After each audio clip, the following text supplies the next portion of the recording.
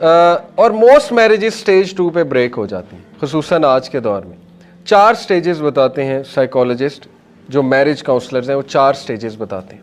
Honey مون period میں آل is good, اور یہ کہ ایموشنز ہائی ہیں, اور یہ کہ دونوں ایک دوسرے سے ایگری کر رہے ہیں, سب کچھ زبردست نظر آ رہا ہے. اس کا تھریش ہولڈ یا لائف سائیکل کہہ لیں 6 ماہ ہے, زیادہ بھی ہو سکتا ہے, ڈیپینڈ کرتا ہے وہ کس طرح چلاتے ہیں اپنی میرج کو. لیکن اینی وے اس کے بعد پھر ظاہر ہے جوائنٹ فیملی میں ہے تو ایشوز نکل آتے ہیں, اگر سیپریٹ ہیں پھر بھی نکل آتے ہیں.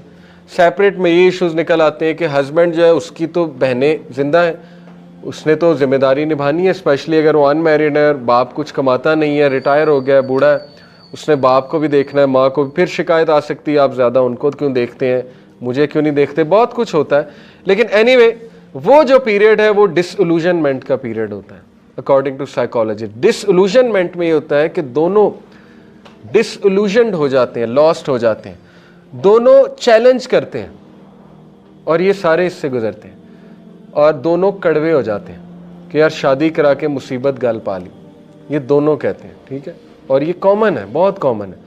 اور اگر وہ لو میرج ہے تو وہ چیلنج کر دیتے ہیں کہ جھوٹا لو تھا, یہ سب جھوٹ تھا, یہ سب خراب تھا, یہ تھا وہ تھا, اور ڈس ایلوژنمنٹ میں پڑ جاتے ہیں. کیوں, کس وجہ سے؟ جب ڈس ایگریمنٹس تھوڑے آنا شروع ہوتے ہیں, جب وہ تھوڑی سی چیز خواہش کے خلاف جاتی ہے, آہستہ آہستہ وہ چیز ڈائی ڈاؤن کرتی ہے, تو ڈس ایلوژنمنٹ آ جاتی ہے, اور یہاں پر ڈیورس ہو جاتی بہت سے لوگوں کی. وہ نہیں چل پاتے کیونکہ وہ کہتے ہیں جھوٹ ہے, سب جھوٹ ہے. عورتیں یہاں پہ کڑوی ہو جاتی ہیں اس سٹیج میں, اور وہ پھر کڑوی ہو کے پھر وہ ظاہر ہے ایسی پھر کڑواہٹ آتی ہے, اگر وہ ریکور نہ کریں اور آگے صبر کر کے آگے نہ جائیں تو پھر ایسی کڑواہٹ آتی ہے کہ پھر وہ الٹیمیٹلی وہ پھر ریڈیکل فیمنسٹ بھی بن جاتی ہیں, جیسے ہمارے معاشرے میں جو ہے. پھر وہ مردوں کے خلاف نفرت کی مہم ہے, نفرت کرتے ہیں. اسی طرح میلز ہیں وہ بھی پھر نفرت کرنے لگتے ہیں. میں نے کئی لوگ دیکھے ہیں ابھی ریسنٹلی, یقین کریں میری آنکھوں دیکھا واقعہ ہے, کہ یہ میں صرف سسٹرز کو تنبیہ کرنے کے لیے کہہ رہا ہوں, وائف بہت امپیشنٹ ہوئی, وہ سمجھاتا رہا, یہ پرسنل کاؤنسلنگ میں نے خود کی اس کپل کی, وہ سمجھاتا رہا غریب کہ صبر کر لو, میں سیٹل ہو جاؤں گا, یہ ہو جائے گا, میرا ساتھ دو. نہیں, وہ اوپر سے پریشر آیا, ماں باپ نے پریشر ڈالا, ساس سسر نے, اور یہ وائس ورسا ہے, عورت کے ساتھ بھی زیادتی ہوتی ہے. لیکن اس اسپیسیفک کیس میں آپ کو اس لیے بتا رہا ہوں کہ ہماری سسٹرز کو تھوڑی تنبیہ ہو جائے. بہت پریشر ڈالا, ڈسگرنٹل ہوا, ایٹ دی اینڈ یہ کہ وہ تنگ آ گیا, ڈیورس ہو گئی. مسئلہ کیا تھا کہ ابھی کراؤ, ابھی کراؤ, یہ کرنا ہے ابھی کرو, ابھی پیسے لاؤ. وہ کہتا میرے پاس نہیں ہے, میں نے بہن کی شادی کرنی ہے, ساری ذمہ داری اس پہ تھی. لیکن نہیں, اب الحمدللہ وہ اس لیول پہ, اس پوزیشن پہ ہے. آفٹر 2 ایئر تھوڑا سا صبر ہو جاتا, اللہ نے دینا تھا, بہت اچھی جاب ہے, بہت اچھے وسائل ہیں. لیکن یہ کہ میرج بریک ہو گئی. کیا ملا؟ تھوڑا سا صبر ہو جاتا, تھوڑا سا ساتھ دیا جاتا, ایک دوسرے کو انڈرسٹینڈ. تو یہ جلد بازی, یہ چیزیں آ رہی ہیں ہماری سوسائٹی میں. اور وجہ کیا ہے؟ کمپیریزن. فلانی نے یہ کیا, فلانی نے وہ کیا, میں کیوں نہیں کر رہی. تو مرد پہ پریشر آتا ہے, اور وائس ورسا بھی ہے, مرد بھی کمپیریزن کرتا ہے بہت زیادہ. لیکن یہ کہ یہ غلطی آ رہی ہے سسٹرز کی طرف سے, اور یہ ڈس ایلوژنمنٹ کے فیز میں وہ پھر گھر بیٹھ جاتی ہیں جا کے, اور اس سے پھر معاملات بہت خراب ہو جاتے ہیں. یعنی صبر نہیں کیا. لیکن یہ کہ 7-8 سال صبر کر لیا ہے, دیکھ لیا ہے, حالات چینج نہیں ہو رہے, وہ ایک ویلڈ چیز ہے کہ کچھ بھی نہیں ہو رہا, فرق ہی نہیں پڑ رہا. ٹھیک ہے نا, مرد پہ کوئی فرق ہی نہیں پڑ رہا, وہ پھر اجازت ہے ظاہر ہے, خلا, اور وہ پھر سچویشن اور ہے. تیسری سٹیج ہے پاور سٹرگل. یہ پھر تھوڑی سی اور لیول کی سٹیج ہے. ڈس ایلوژنمنٹ میں تو صرف یہ ہے نا کہ ابھی وربلی ہٹ نہیں کرنا شروع کیا ایک دوسرے, ابھی دل میں چل رہا ہے, ابھی وسوسے آ رہے ہیں کہ یہ تو ایسا نہیں ہے, یہ بھی دوسرے مردوں کی طرح. یہ ایک بڑا کامن سینٹنس ہے کہ ایٹ دا اینڈ نکلا تو وہی. مرد بھی کہتا ہے کہ یار یہ تو ایٹ دی اینڈ آ کے وہی کامن شادی بن گئی, میں نے تو کچھ اور سوچا تھا. لیکن اب کیا ہے؟ منہ ماری, اس کو پاور سٹرگل کہتے ہیں. اب وہ منہ پر آنا شروع ہو جائے گی.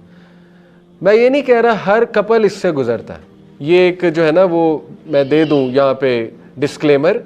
ماشاءاللہ کچھ شادیاں ایسی ہوتی ہیں کہ وہ very energetic, full of energy, اور الحمدللہ اللہ کی طرف سے خاص ایک برکت ہوتی ہے. یہ اصل میں بات کر رہا ہوں کہ اگر آپ نارملی اس طرح چلتے ہیں جیسے چل رہے ہیں لوگ, لو میرج کر لی بس ٹھیک, لیکن اللہ کے بتائے ہوئے طریقے پہ چلیں گے تو انشاءاللہ یہ چیزیں کافی حد تک کنٹرولڈ ہوں گی. بٹ کامنلی یہ کہ پاور سٹرگل آ جاتی. پاور سٹرگل میں یہ ہوتا ہے کہ مرد اور عورت دونوں کنٹرول کرنا چاہتے ہیں میرج کو, اور دونوں اپنی چیز چلانا چاہتے ہیں. عورت کو بھی چاہیے کہ وہ پورا اپنا وہ لگائے، پاور لگائے، اور اس کے معاملہ، اس کے ہاتھ میں بہت سے معاملات ہو. پھر وہ منہ ماری پہ بات آ جاتی ہے، وہ جو ہے وربل اور فزیکل بھی کبھی کبھی بات چلی جاتی. تو پاور سٹرگل ایک بہت کڑوی سٹیج ہے، اور پاور سٹرگل میں پھر سائیکالوجسٹ حل بتاتے ہیں کہ انڈرسٹینڈ کرو ایک دوسرے کو، کنورسیشن کرو.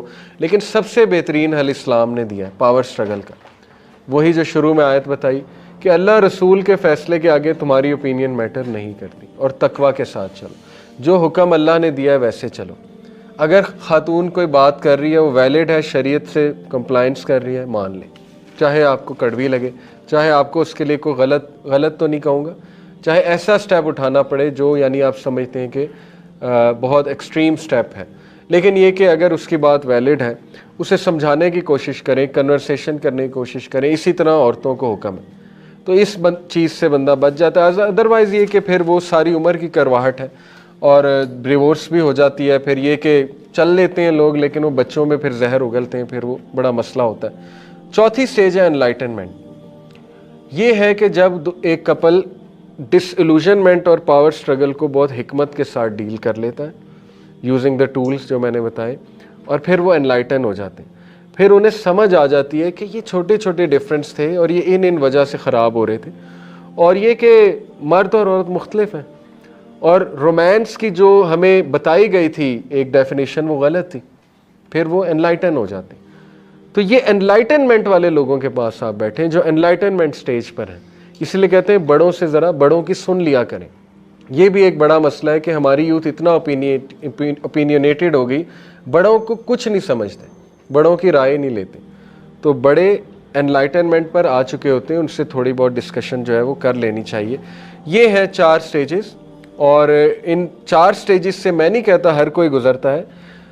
بہت سے کپلز ہوتے ہیں ماشاءاللہ وہ تھرو آؤٹ ہیپی ہوتے ہیں، لیکن چیلنجز بھی آتے ہیں بیچ میں. بٹ ڈس ایلوژنمنٹ اور پاور سٹرگل کا حل اسلام نے بہت زبردست طریقے سے کیا ہے کہ نمبر 1 آپ اللہ رسول کو ٹاپ پہ رکھیں، تقوی اختیار کریں، ایک دوسرے کو سمجھیں، ایک دوسرے کی لینگویج کو سمجھیں، پیشنس اختیار کریں، کمپیشن شو کریں. رائٹس کی لڑائی جو ہے کہ وہ جو ایک انچی ٹیپ ہی لے کر بیٹھ جانا، انچی ٹیپ لے کر بیٹھ جانا اور ناپنا کہ مجھے اتنا نہیں ملا، مجھے اتنا نہیں ملا، وہ پھر پاور سٹرگل کی سٹیج ہے، اور اس میں ڈیورس ہو جاتی ہے.